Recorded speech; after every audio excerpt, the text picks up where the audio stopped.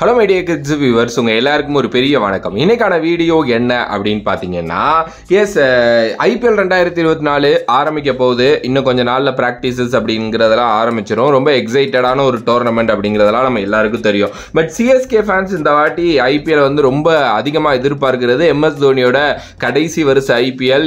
கண்டிப்பாக அவர் வந்து லாங் ஹேர்லாம் வச்சுட்டு வர்றாரு. ஒரு பயங்கரமாக இருக்க போகிற ஐபிஎல் அப்படிங்கிற மாதிரி தான் யோசிச்சுட்டு இருக்கோம்.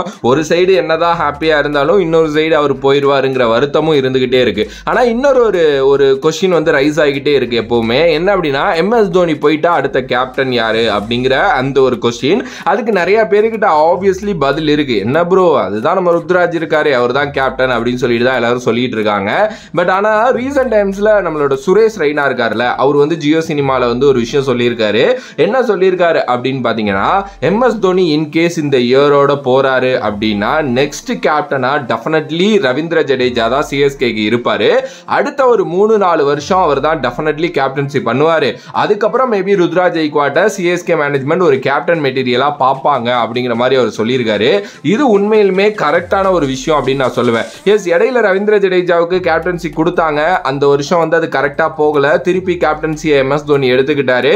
பட் அவர் எடுத்துக்கிட்டதுக்கான காரணம் வந்து என்ன அப்படின்னா, அவர் ஒழுங்கா கேப்டன்சி பண்ண மாட்டேங்கிறாரு அப்படிங்கிறது கிடையாது. கேப்டன்சிங்கிற ஒரு விஷயம்னால அவர் ரொம்ப ப்ரெஷர் ஆகி அவர் வந்து பேட்டிங் வந்து பாத்தீங்கன்னா சொதப்ப ஆரம்பிச்சிட்டாரு.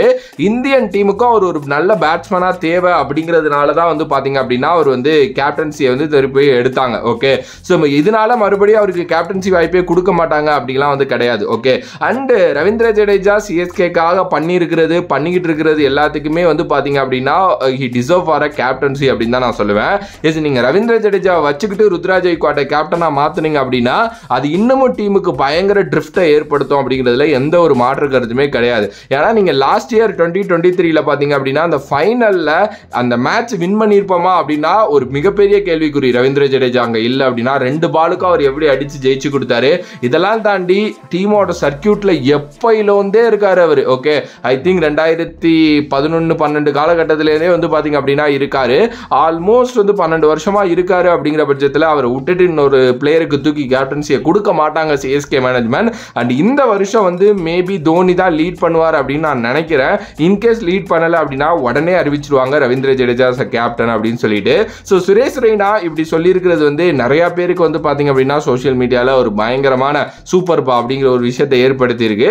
இன்னும் ஒரு சில பேர் சொல்லிட்டு இருக்காங்க, இல்ல ருத்ராஜ் ஐக்வாட் தான் கேப்டனா வரணும் அப்படின்னு சொல்லிட்டு. இன்னொரு சில பேர் அஜிங்கியா ரகானே தான் கேப்டன் அப்படிங்கிற மாதிரிலாம் சொல்லிட்டு இருக்காங்க.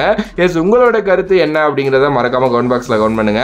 என்னைய பொறுத்த வரைக்கும் நான் ரொம்ப நாளாவே நம்மளோட வீடியோஸ்ல பேசிட்டு இருக்கிறது தான் ரவீந்திர ஜடேஜா தான் பெஸ்ட் ஆப்ஷன் கேப்டன்சிக்கு நம்மளோட சிஎஸ்கே டீம்ல. ஏன்னா நான் அகைன் அண்ட் அகைன் சொல்றது தான் என்ன அப்படின்னா, இந்தியன் டீமுக்கே அவர் கேப்டன்சி பண்ணணும். குறிப்பா டெஸ்ட் சைடுக்கே அவரும் அஸ்வினும் கேப்டன் மெட்டீரியல் அப்படின்ட்டு நான் நிறைய வாட்டி சொல்லியிருக்கேன். ஆப்வியஸ்லி அதுதான் உண்மையான ஒரு விஷயமும் கூட. அண்ட் ஐபிஎல் சிஎஸ்கேன்னு வர்றப்போ அவரோட கேப்டன்சி இல்லாம எப்படி? ஸோ உங்களோட கருத்தை கமெண்ட் பண்ணிட்டு இந்த வீடியோ பிடிச்சிருந்தா like, share and subscribe to நம்மளோட கிரிக்ஸிப் சேனல்.